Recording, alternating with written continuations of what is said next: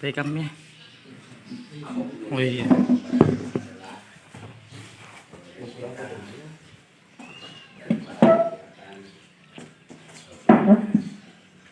Pendidikan yang ada di sekolah kita. Kenapa demikian? Alhamdulillah saya katakan demikian karena teman kita ada yang berusaha masuk mendaftar, walaupun sebenarnya banyak mendaftar, tapi salah satunya ada yang lolos. Saya harapkan kepada teman semua yang lolos, yang mudah-mudahan diberikan kesehatan dan selalu memberikan informasi kepada teman-teman sekolah. Kaitannya dengan hal ini judulnya adalah materi yang dibawakan oleh Bu Rahma nanti untuk sosialisasikan apa yang didapatkan di penggerak ini. Dia mencoba bagaimana dia memberikan sosialisasi kepada teman sejawatnya, karena penggerak ini, kalau kita artikan penggerak berarti adalah pemberi motivasi kepada rekan-rekan gurunya. Akan tetapi bukan demikian, bukan berarti cuma Bu Rahma yang bisa memberikan motivasi, karena kita ini guru adalah motivator di mana saja berada, baik di masyarakat, baik di mana, tapi yang khusus di sekolah untuk menghadapi anak-anak kita. Kita berbicara masalah penyebarkan pemahaman dan penerapan pengalaman budaya positif. Saya bisa mungkin kurang lebihnya begini, walaupun saya tidak baca materinya, tetapi ini budaya. Budaya itu adalah kebiasaan yang ada di masyarakat yang membanggakan, yang positif, yang diakui oleh masyarakat, budaya. Jadi bisa saya sebenarnya kita memilih satu budaya yang penting bisa berkembang dan bisa diakui oleh masyarakat itu sendiri. Menyebarkan pemahaman apa yang kita pahami tentang budaya positif. Jadi di sini kita pengertiannya positif, berarti ada juga negatif. Kenapa budaya negatif itu bisa berkembang? Karena tidak dibutuhkan oleh masyarakat. Kenapa positif bisa berkembang? Karena diakui oleh masyarakat dan bisa bermanfaat untuk masyarakat itu sendiri. Budaya itu ada di mana-mana, ada di sekolah, ada di rumah tangga, ada di ini. Budaya adalah faktor kebiasaan yang mempunyai manfaat, ya kan? Budaya menyapu, budaya kebersihan, budaya senyum, budaya apa saja ya, itu budaya. Perbuatan yang baik, positif. Dan sering saya katakan, mari kita selalu berpikir positif agar kita selalu ceria, muda, banyak macam-macam manfaat daripada positif ini. Dan mulanya saya buka kegiatan ini dengan ucapan Bismillahirrahmanirrahim. Dan saya serahkan kepada pemateri untuk melanjutkan materinya. Silakan Pak. Baiklah, terima kasih yang terhormat Kepala SLB Negeri Wonomulyo, yang terhormat rekan guru SLB Negeri Wonomulyo. Terima kasih atas kesempatan dan ruang waktunya untuk Bapak Ibu untuk hadir melakukan kegiatan diseminasi menyebarkan pemahaman dan penerapan pengalaman budaya positif. Sebagai salah satu tugas dalam pendidikan guru penggerak dalam modul 1.4. Ya, baiklah Bapak Ibu, sebelum kita melakukan saya mau memaparkan menyebarkan pemahaman dan penerapan pengalaman budaya positif, kita mari kita bersama-sama mengucapkan basmalah. Bismillahirrahmanirrahim. Ya, baik Bapak Ibu, semangat semuanya. Semangat. Luar biasa ya Bapak Ibu. Jadi kalau saya mengatakan SLB Negeri Wonomulyo, Bapak Ibu bilang luar biasa. Ya, baik Bapak Ibu. SLB Negeri Wonomulyo Luar biasa. SLB Negeri Wonomulyo Luar biasa. Luar biasa ya Bapak Ibu hari ini. Baik Bapak Ibu, kita mulai di sini menyebarkan pemahaman dan penerapan pengalaman budaya positif. Kalau kita berbicara dengan budaya positif, apakah yang tersirat di hati Bapak Ibu mengenai budaya positif? Apa kira-kira budaya positif itu seperti apa Bapak Ibu menurut Bapak Ibu? Ya. Seperti yang dikatakan tadi oleh Bapak, budaya positif itu ya kebiasaan yang bisa diterima oleh masyarakat di sekitar kita. Ya betul. Ya, ada yang lain Bapak Ibu? Ya betul ya, kebiasaan yang ada di masyarakat juga yang Bapak sempat katakan tadi. Jadi di sini budaya positif di sekolah ialah nilai-nilai, keyakinan dan kebiasaan di sekolah yang berpihak pada murid agar murid dapat berkembang menjadi pribadi yang kritis, penuh hormat dan bertanggung jawab. Budaya positif terdiri dari yaitu perubahan paradigma, disiplin positif, dan nilai-nilai kebajikan universal, teori motivasi, kebutuhan dasar manusia, keyakinan kelas, dan posisi kontrol. Yang pertama kita bahas di sini mengenai perubahan paradigma, disiplin positif, dan nilai-nilai kebajikan universal. Di sini pembelajaran dengan paradigma baru. Pembelajaran dengan paradigma baru merupakan pembelajaran yang dirancang berdasarkan prinsip pembelajaran bereferensiasi sehingga para peserta didik belajar sesuai kebutuhannya berdasarkan tahap perkembangan sesuai teori psikologi modern untuk mewujudkan profil pelajar Pancasila.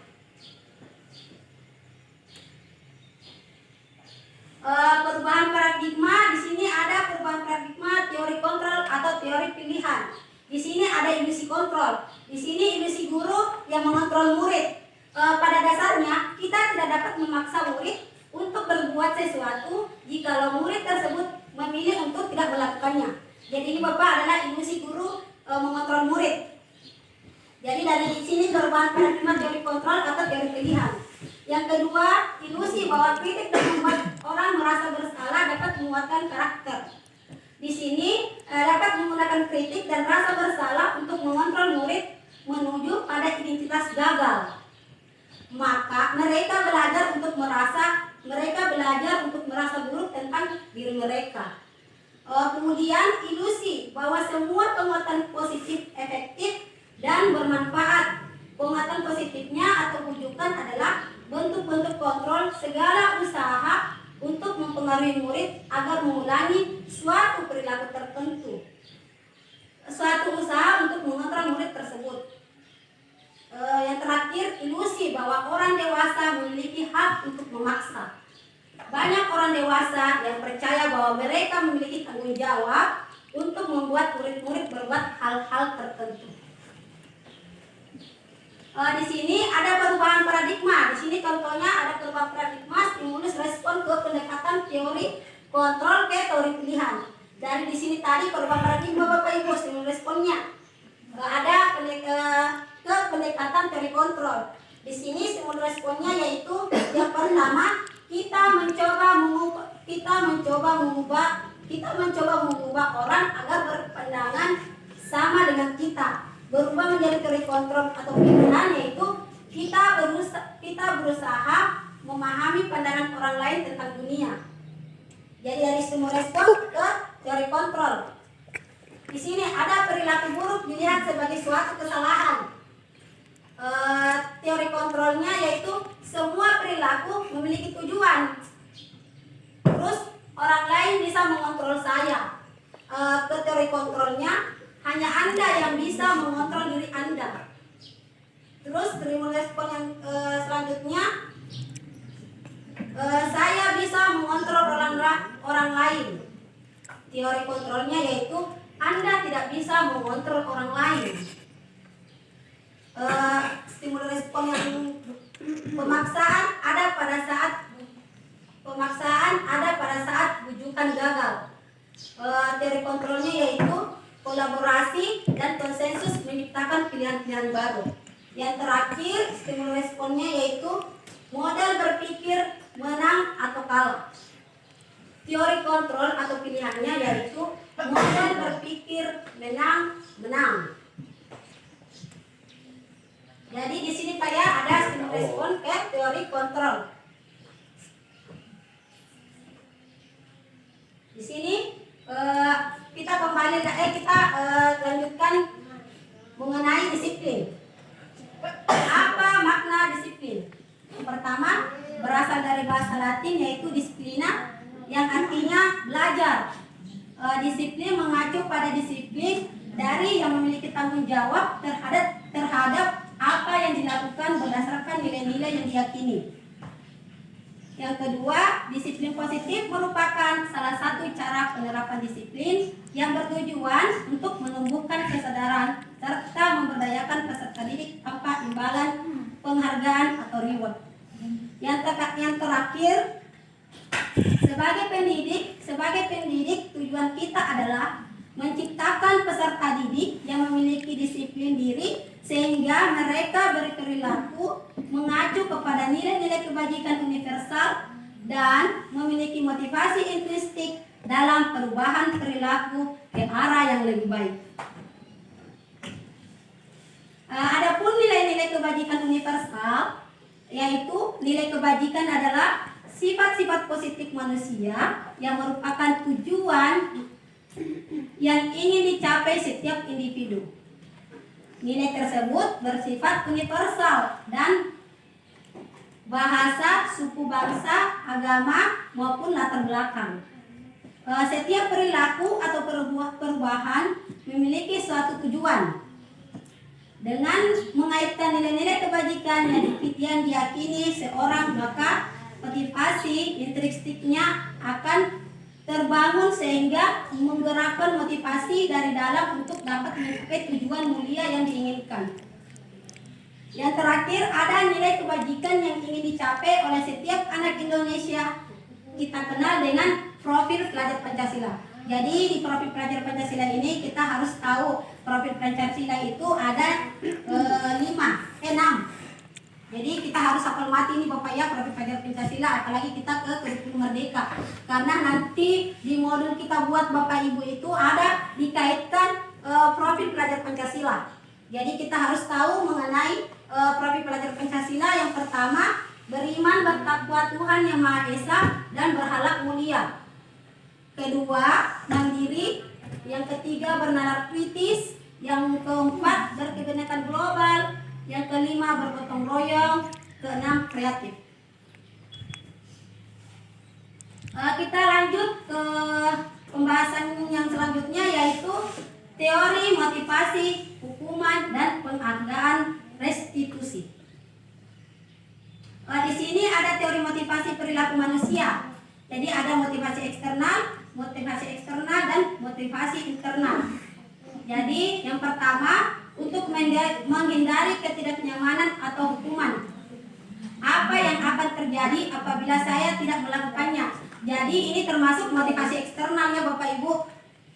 Terus kedua, untuk mendapatkan imbalan dari orang lain atau institusi. Motivasi eksternalnya, apa yang akan saya dapatkan apabila saya melakukannya. Yang terakhir ada motivasi internal, yaitu tujuan disiplin positif, yaitu untuk menghargai diri sendiri. Saya akan menjadi orang yang seperti apabila saya melakukannya. Adapun di sini menurut Kejadiwantara, merdeka. Merdeka itu artinya tidak hanya terlepas dari perintah, akan tetapi juga cakap buat memerintah diri sendiri.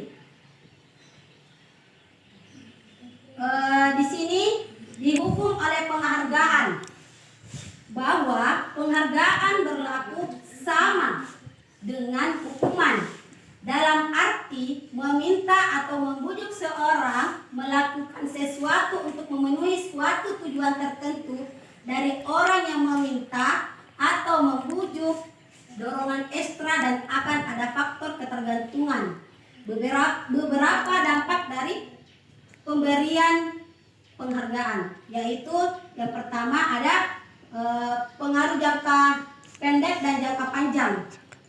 Kedua, penghargaan penghukum. Ketiga, penghargaan mengurangi ketepatan, menghargai tidak efektif, penghargaan tidak efektif, penghargaan merusak hubungan, penghargaan menurunkan kualitas, penghargaan mematikan kreativitas, penghargaan mengurangi motivasi intrinsik. Jadi di sini ada bentuk program kebajikan Bapak Ibu. Bentuk program kebajikan apresiasi yang kita berikan ke siswa seharusnya kita seperti ini. Dalam memberikan apresiasi atau pengakuan perlu diingat beberapa hal. Seperti kita harus beri pengakuan secara khusus ke anak-anak. Terus kedua, beri pengakuan secara pribadi.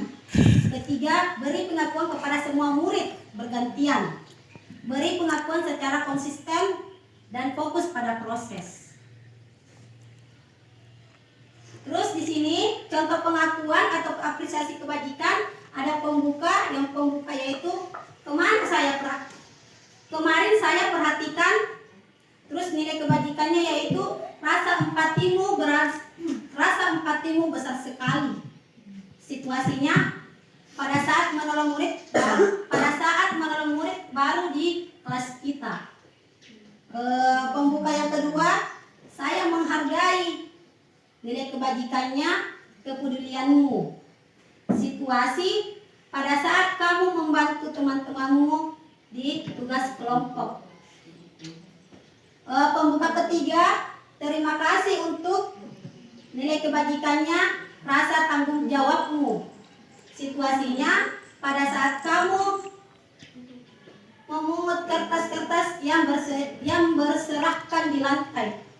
Jadi di sini adalah contoh pengakuan atau apresiasi kebajikan. Adapun di sini perbedaan hukuman dan konsekuensi. Jadi Bapak Ibu perhatikan karena ada nanti beberapa pertanyaan atau bukan pertanyaan, maksudnya ada mungkin Bapak Ibu ada contoh seperti ini, mungkin Bapak Ibu akan menjawab gitu. Menurut Bapak Ibu dia termasuk apakah dia termasuk hukuman atau konsekuensi? Jadi Bapak Ibu di sini ada perbedaan hukuman dan konsekuensi. Hukumannya yaitu sesuatu yang menyakitkan harus terjadi.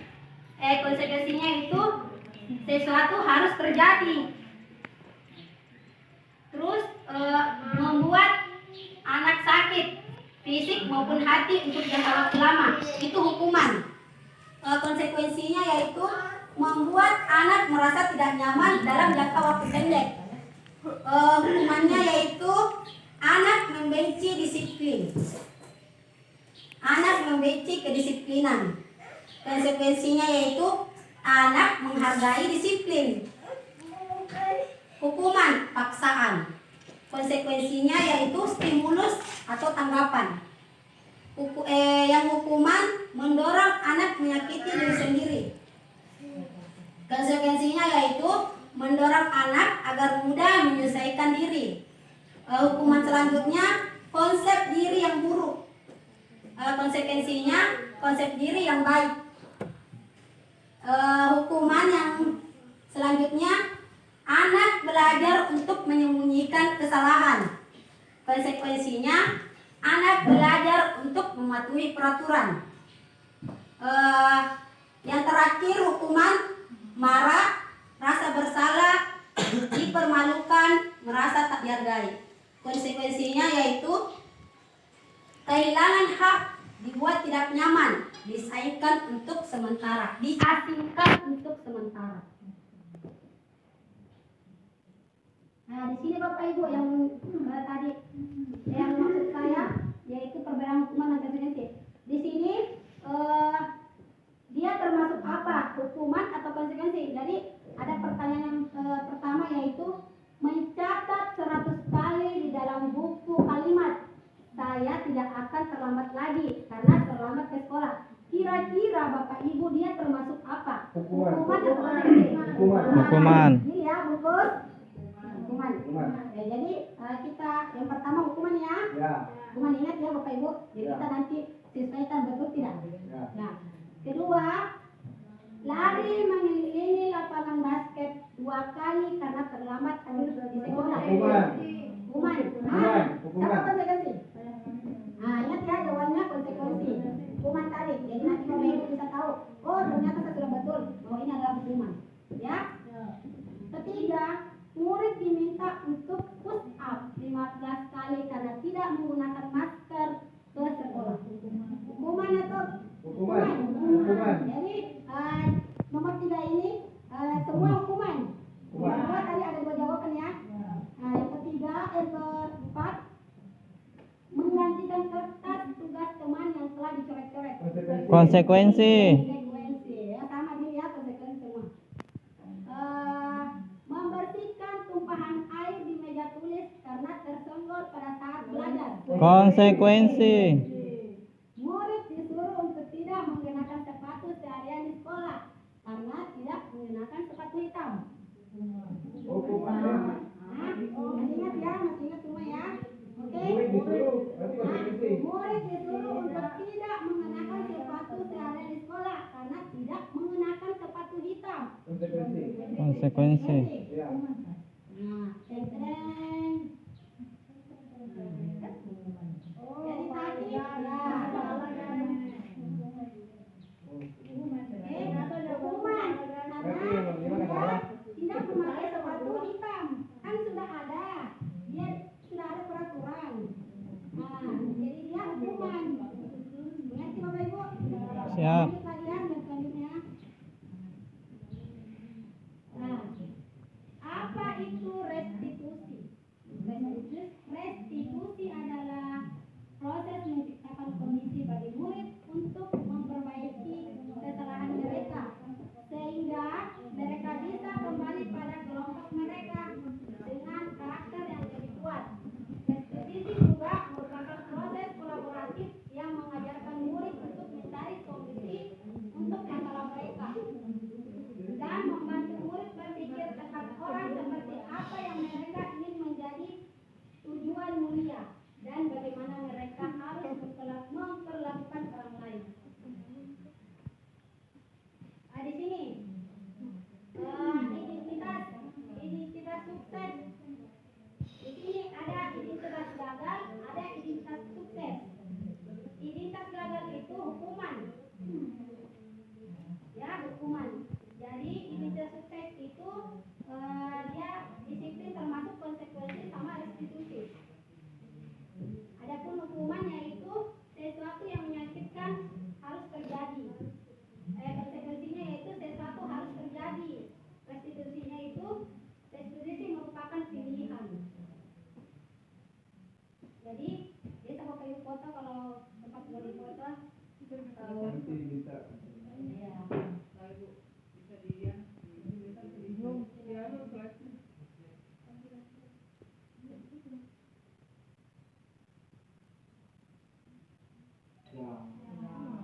Oke.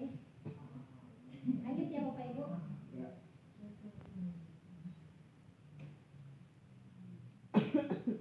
Adapun 9 ciri-ciri restitusi. Yang pertama, bukan untuk menebus kesalahan, namun untuk belajar dari kesalahan.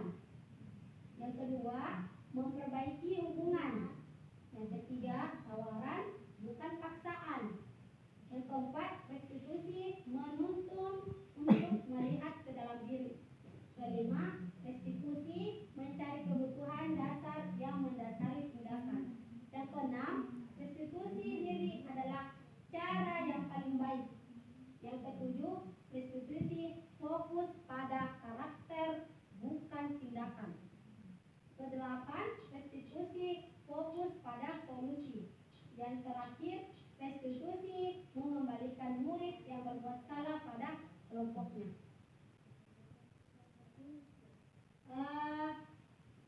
Yang selanjutnya, materi selanjutnya yaitu keyakinan kelas. Pembentukan keyakinan kelas yang bersifat abstrak berupa pernyataan universal dibuat dalam pernyataan positif sedikit saja agar mudah diingat sesuai dengan kondisi kelas dan sekolah sehingga mudah diterapkan. Semua warga sekolah atau warga kelas dilibatkan saat membuat keyakinan kelas. Jadi di sini kita membuat keyakinan kelas ya Bapak Ibu di kelas masing-masing. seperti ada belakangnya untuk membuat keyakinan kelas. Jadi seperti ini ya Bapak Ibu untuk membuat keyakinan kelas yang bersifat abstrak berupa pernyataan universal dan sebagainya.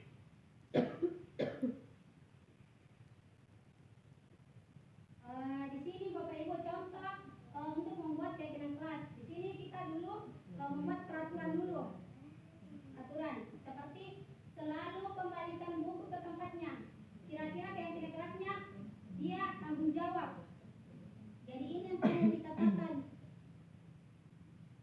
Bersifat abstrak berupa pernyataan universal dibuat dalam pernyataan positif sedikit saja agar mudah diingat sesuai dengan kondisi kelas dan sekolah sehingga mudah diterapkan dan semua warga sekolah atau warga kelas dilibatkan saat membuat keyakinan kelas.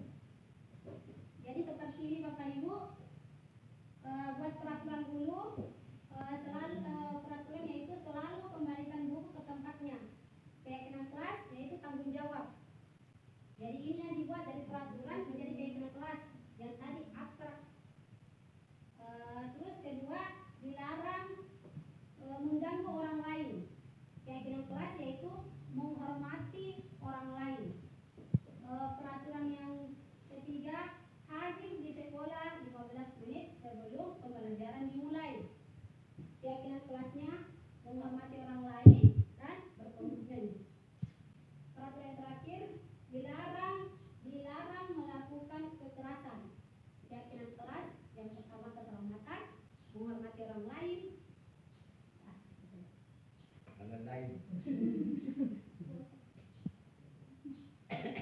Di sini kira-kira Bapak Ibu keyakinan kelas seperti apa? Di sini ada peraturannya dilarang menggunakan narkoba. Kira-kira apa? Tadi di sini ada kalau dilarang melakukan kekerasan yaitu keselamatan, menghormati orang lain. Kalau ada di sekolah yang ini sebelum pelajaran dia termasuk keyakinan kelas menghormati orang lain. Coba kalau yang ini. Peraturan yang pertama dilarang menggunakan narkoba. Kira-kira keyakinan kelas seperti apa Bapak Ibu? Keselamatan diri. Ya, keselamatan. Terus apalagi? Kesehatan. Ya, ingat ya jawabannya masing-masing Bapak Ibu. Kedua, bergantian atau menunggu giliran. Kira-kira apa Bapak Ibu? Hah? Menghormati. Peraturan yang ketiga, gunakan masker. Kesehatan. Seperti apa?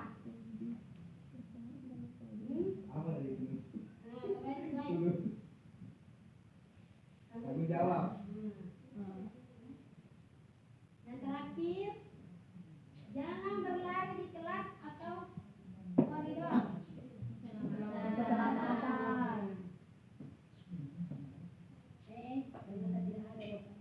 Ternyata kali ini dilarang menggunakan narkoba, yaitu kesehatan.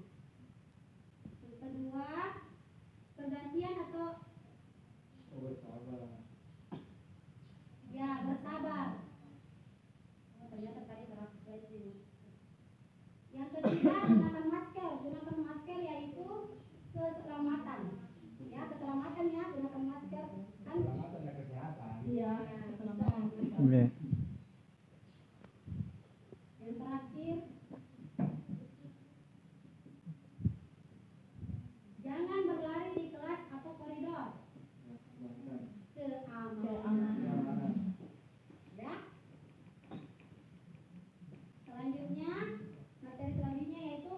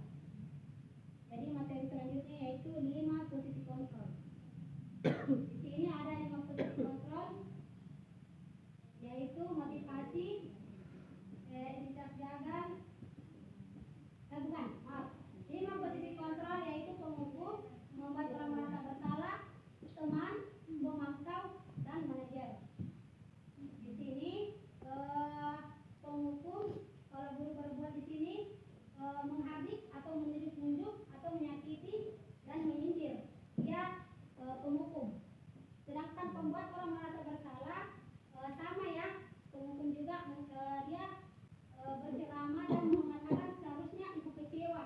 Dia sama-sama identitas gagal.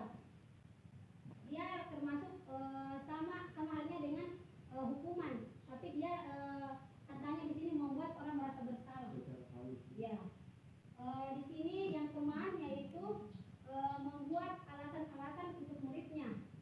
Di sini mengharapkan imbalan atau ketergantungan pada orang lain, yaitu teman yang membuat alasan-alasan untuk muridnya. Yang kedua pemantau, menghitung dan mengukur.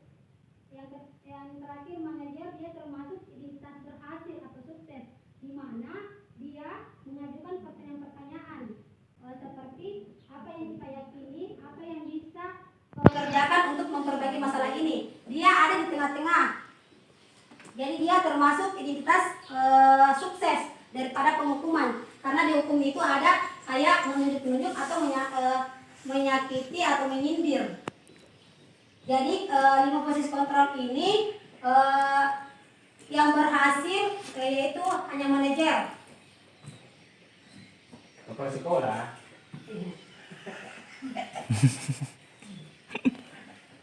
Ya.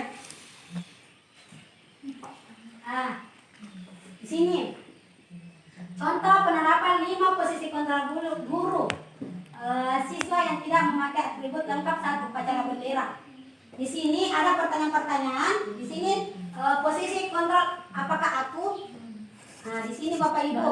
Di sini hormat pada bendera. Posisi kontrolnya yaitu hukuman. Posisi kontrolnya itu hukuman. Hormat pada bendera. Pertanyaan-pertanyaan yang selanjutnya, berapa kali Ibu atau Bapak harus memberitahu kamu?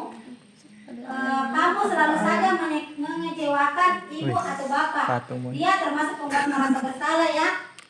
Nah, ini tadi. Di sini membuat merasa bersalah. Kayak kecewa. Seperti kamu seharusnya, kamu sudah tahu Ibu lelah sekali mengatakan Ibu stres. Kata-kata seperti ini dia masuk membuat orang merasa bersalah. Seperti ini tadi, berapa kali Ibu harus memberitahu kamu? Kamu selalu saja mengecewakan Ibu. Berarti dia termasuk pembuat merasa bersalah. Mengerti Bapak Ibu?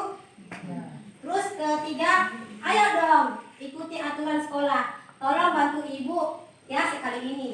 Ya sudah, tidak apa-apa. Lain kali jangan sampai berbuat seperti ini lagi ya. Dia termasuk teman karena dia di sini. Ayo dong kan biasa begitu.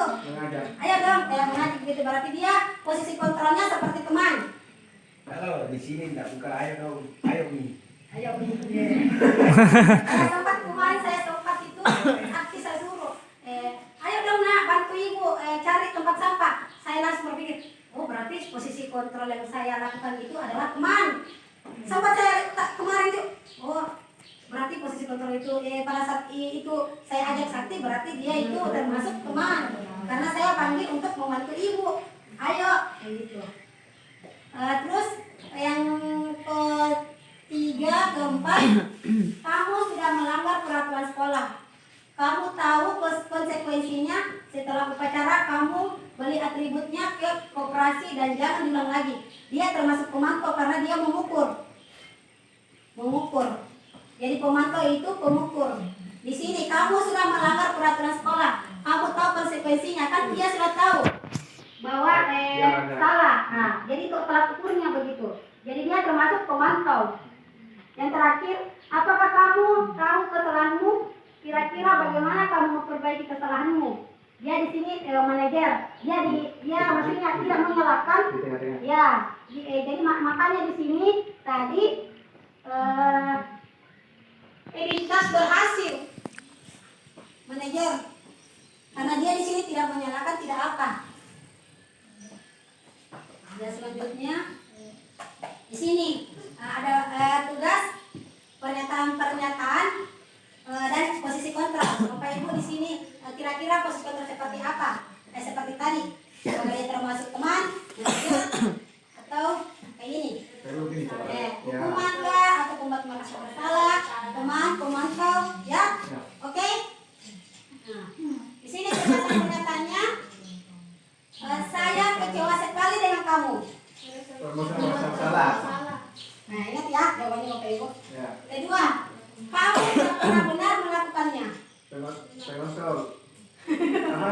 Diulang dulu. Pemantau. Ah, memantau. Ya. Kamu tidak pernah benar melakukannya. Memantau. Pemantau. Din. Nah, bungkus. Bungkus. Teman. Apa teman? Ini yang bertiga. Ayo lakukan dulu ya, teman. Mau Ya. teman. Yang keempat, apakah kamu mau mendapatkan stiker bintang hari ini? Apa tadi itu? Penguatan. Kira-kira. Coba.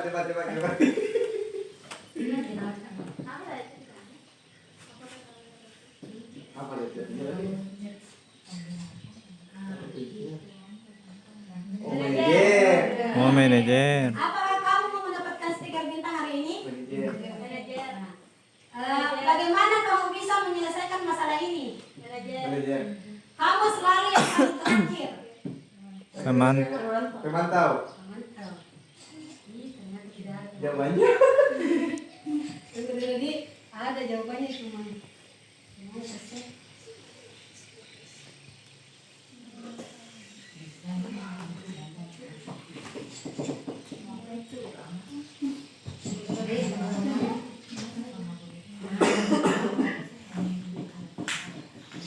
Ingat dong. Ingat saya teman. Di, nanti Di, ada jawabannya.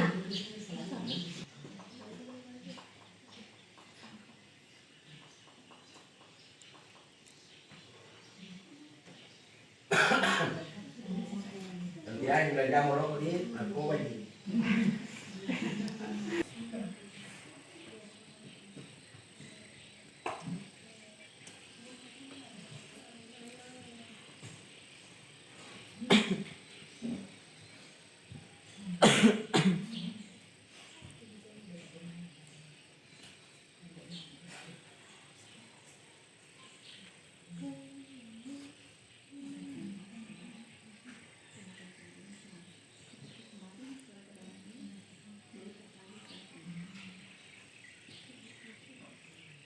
Ini ya, saya kecewa sekali dengan kamu.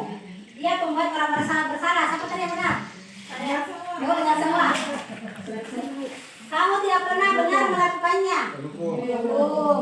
Ayo lakukan, teman. Apakah kamu mendapatkan stiker? Ya, mantap. Bagaimana kamu bisa menyelesaikan masalah ini? Manajer. Kamu selalu yang paling terakhir penghukum, karena ada kamu selalu paling terakhir. Dia sangat marah ke siswanya begitu, jadi dia termasuk penghukum. Ya, oke, sudah ya, lanjut.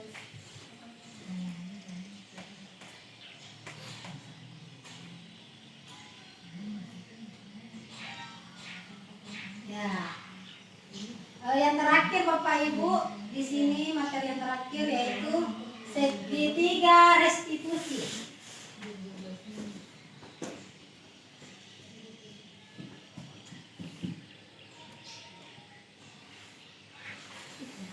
Di sini segitiga restitusi yaitu ada validasi kebutuhan. Apa itu restitusi dulu? Oh, iya. Ya, supaya cepat dengan kita. Kayaan kayaknya kalau introspeksi.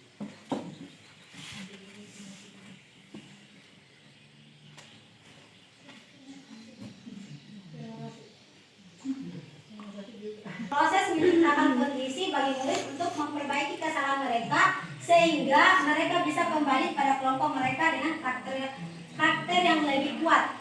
Ya. Jadi ini Perbaikan diri. Berarti Perbaikan diri, Pak. Ya. ya, jadi ini Mengembalikan kepercayaan diri. dia Pak. Ya. Nah, ya. Yang penting yang dikatakan bahwa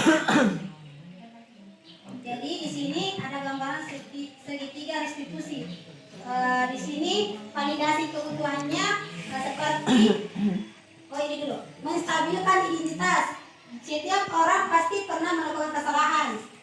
Terus di sini menstabilkan nanti ada video yang saya putarkan waktu saya praktek, bukan praktek, maksudnya kasus kemarin sama Rizka di kelas.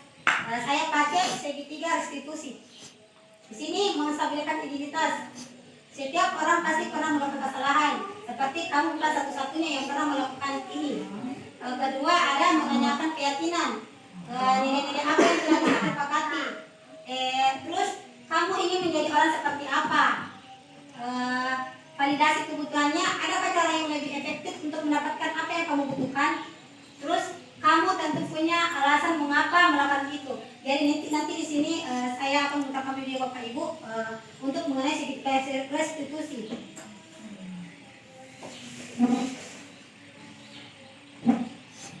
Yang pertama di sini menstabilkan identitas. Yang tadi ya Bapak Ibu menstabilkan identitas yang dibawa. Menstabilkan identitas untuk membuat anak yang merasa gagal karena berbuat salah menjadi positif terhadap dirinya. Contohnya guru berkata, berbuat salah itu hal yang manusiawi, tidak ada manusia yang sempurna.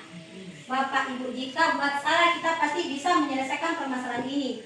Tidak tertarik untuk mencari tahu siapa yang benar, siapa yang salah. Lebih tertarik untuk menyelesaikan masalah. Kalau kamu menyalahkan dirimu sendiri terus-menerus, apakah kamu bersikap baik pada dirimu sendiri? Terus validasi kebutuhan, membantu murid mengenali kebutuhan dasar yang ingin dipenuhi ketika melakukan kesalahan itu. Pada dasarnya setiap tindakan manusia tujuannya adalah memenuhi. Mungkin Bapak Ibu bisa bahasa Inggris. Tapi setidaknya di sini memenuhi lock and Mana? apa betul keren jelasnya? Kekuatan, kebebasan, cinta dan gitu. Guru berkata yang pertama, kamu bisa saja akan melakukan hal yang lebih buruk, tapi kamu tidak melakukannya. Kamu pasti punya alasan mengapa melakukannya. Apa yang penting bagi kamu? Kamu boleh tetap berusaha menjaga sikap itu, tetapi tambahkan sikap yang lain, yang baru. Maukah kamu belajar cara lain untuk mendapat yang kamu butuhkan tanpa harus memukul? Yang terakhir, apakah kamu bisa melakukannya dengan lebih baik besok lagi? Lebih baik besok lagi. Menanyakan keyakinan. Anak melihat kesalahannya dihubungkan dengan norma sosial dan nilai-nilai yang mendasari manusia berinteraksi dengan orang lain. Guru berkata, apa nilai yang kita percaya di kelas atau sekolah kita? Nilai-nilai universal apa yang telah kita sepakati? Kelas yang ideal itu seperti apa sih? Kamu ingin jadi anak seperti apa? Apa yang kamu rasakan ketika kamu melakukan itu? Kamu menjadi orang yang seperti apa? Apa? Ya, di sini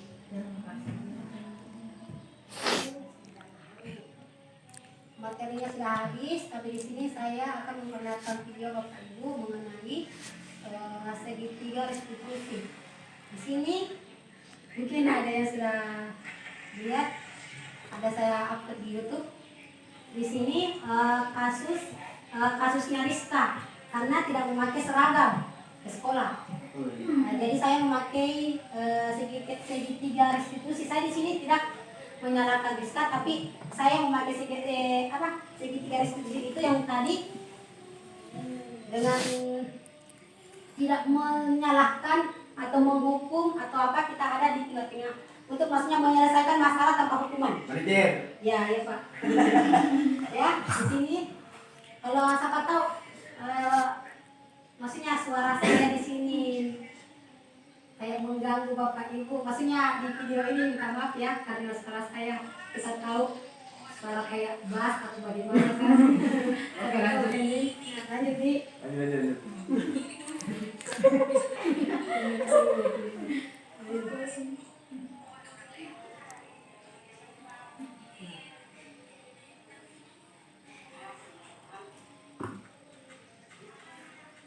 Bisa tidak Di? Oh, enggak sambung ke speaker bu kayaknya.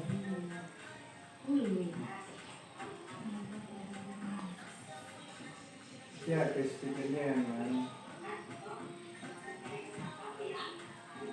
Jadi di sini saya tidak mencari kesalahannya, cuma saya menanyakan apa kira-kira supaya kamu supaya kamu memakai baju seragam. Apa kira-kira apa penyelesaiannya? Saya di sini cuma bertanya apa penyelesaiannya. Dia bilang mungkin kan di sini saya tanya dulu kenapa bisa tidak memakai baju seragam. Dia bilang terlambat ke sekolah, jadi langsung pakai baju saja yang ada.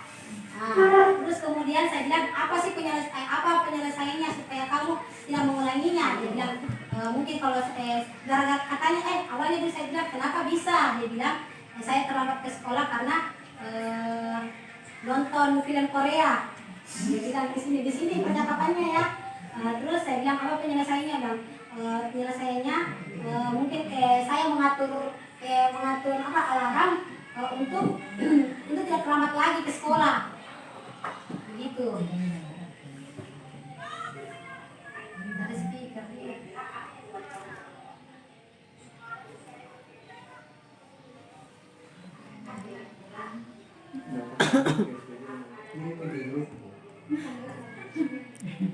Dia jawab. Terus di sini saya menanyakan mengenai keyakinan kelas apa yang kita sepakati. Ternyata dia bilang kedisiplinan dalam memakai baju, Bu. Jadi disinilah kita harusnya membuat keyakinan kelas.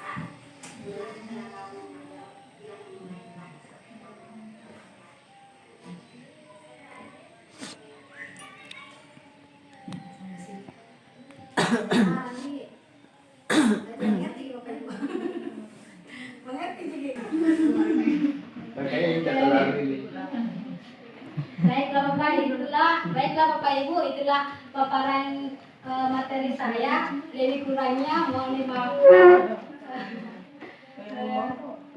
Terima kasih. Assalamualaikum.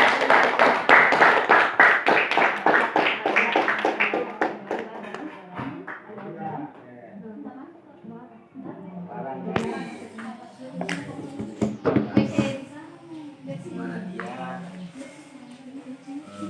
mencoba dengan apa Video.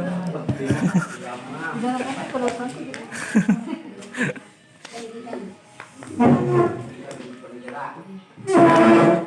Disinilah kita letaknya. Assalamualaikum warahmatullahi wabarakatuh. Waalaikumsalam warahmatullahi wabarakatuh. Apa kabar? Alhamdulillah. Semangat hari ini ya. Mana semangatnya? Semangat. Ulang lagi. Semangat. Jadi hari ini kita membuat keyakinan kelas. Ayo membuat keyakinan kelas. Kira-kira kita membuat keyakinan kelas seperti apa, Asep? Keyakinan kelas seperti kita doa. Ya, berdoa sebelum pulang. Jadi keyakinan kelas pertama kita berdoa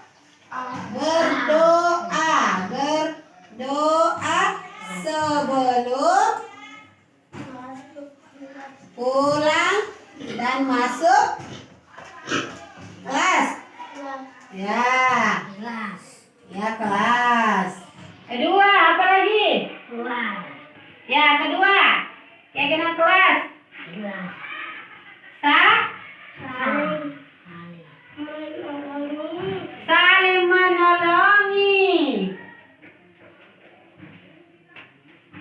Saling menolong. Apa lagi?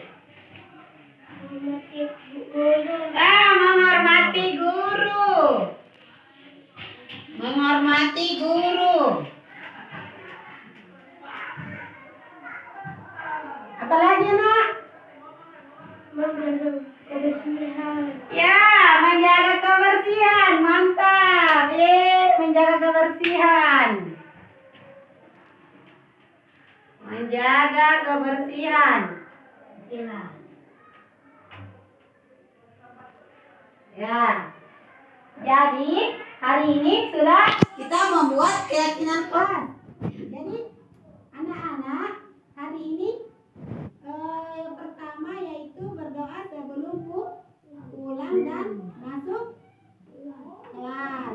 Kedua, saling menolong.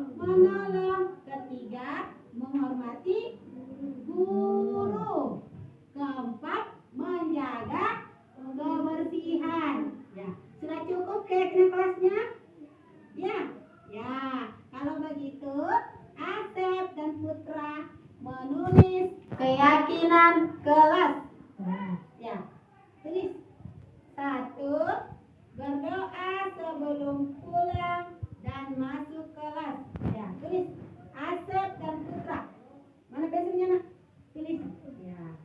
Tulis ya. Tulis di sini. Ya, tulis ini. Berdoa sebelum pulang. Asep juga. Tulis Asep. Baru kalau sudah ditulis, apa, Nak? Oh, dititik-titik, Nak.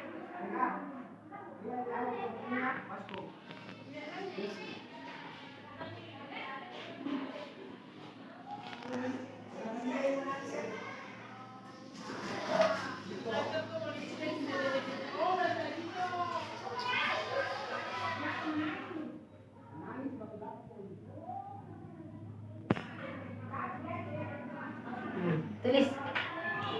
Tulis Asep. Sudah, Nak, Putra? Ya, pintar. Tulis, Nak.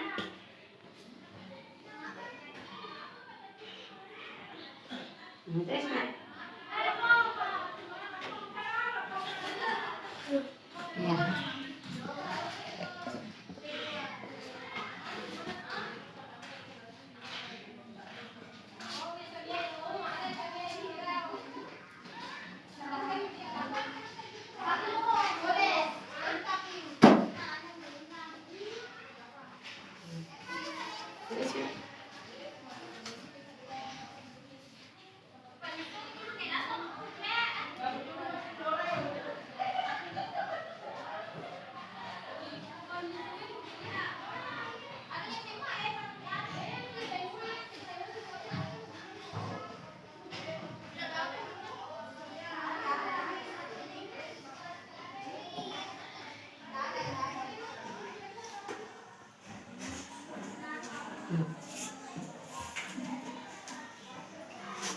Sudah, Nak?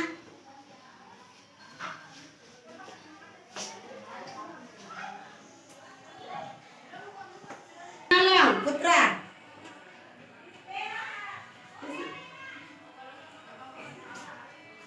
Ya, saling menolong. Ini, Nak, Putra. Saling menolong.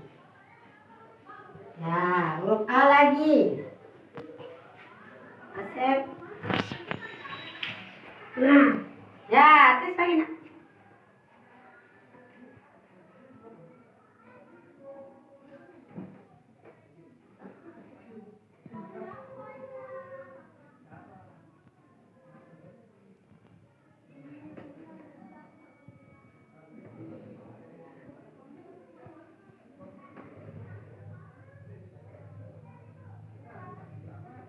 Menolong.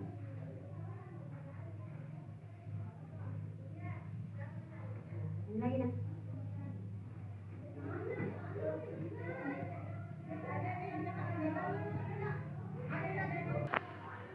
Ini, Nak, menolong. Iya.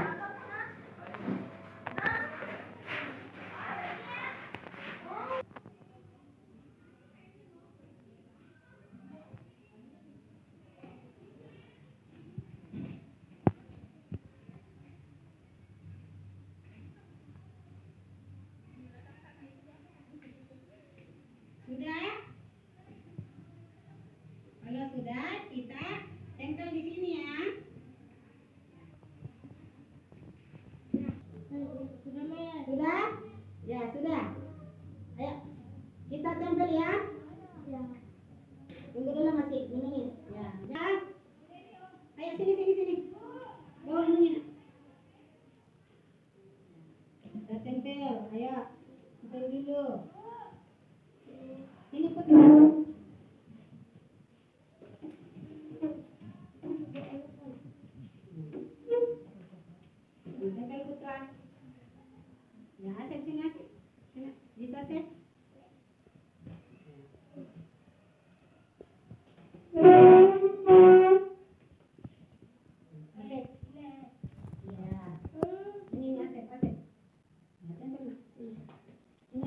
Ya, sini.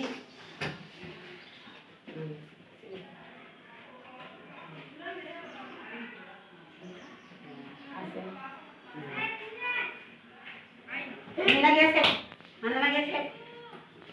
Ini. Asep. Udah sini. Sini Asep. Nah.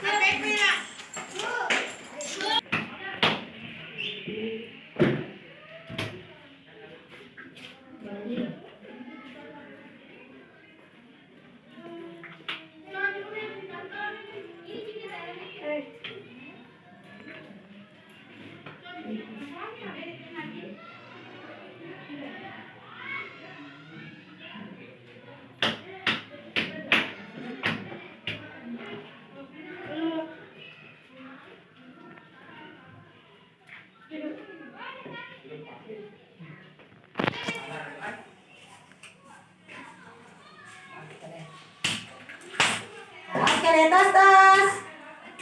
Nah, oke terima kasih. Ayo kembali ke tempat duduknya. Kembali tempat duduknya.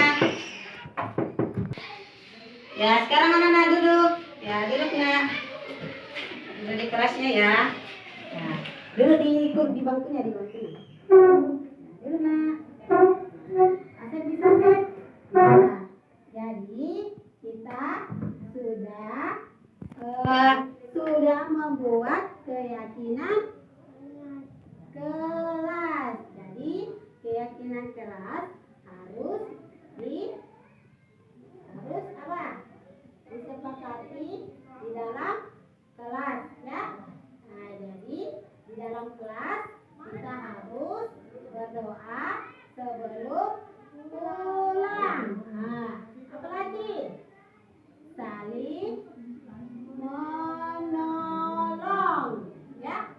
Jadi kalau kita di sini harus saling menolong sesama teman ya. Nah, terus apa lagi? Menjaga kebersihan. Jadi nanti habis pulang, habis ini kita ambil sampah di dalam kelas supaya bersih di dalam kelas. Apalagi menghormati guru. Jadi kita harus menghormati guru. Ingat ya. Jadi diingat hari ini. Diingat? Ya, jadi harus diingat hari ini ya. Kita sudah membuat keyakinan kelas. Jadi kalau kita sudah membuat keyakinan kelas, berarti kita harus melakukan yang harus dilakukan. Seperti kita harus berdoa sebelum pulang, menjaga kebersihan kelas. Jadi sebentar hari ini Asep dan Putra ambil sampah ya. Ambil sampah yang ada di kelas ya. Terus kita buang di tempat sampah. Pintar ya. Ya, sekian dan terima kasih hari ini ya. Jadi ingat ya keyakinan kelas ya hari ini. Nah, assalamualaikum warahmatullahi wabarakatuh.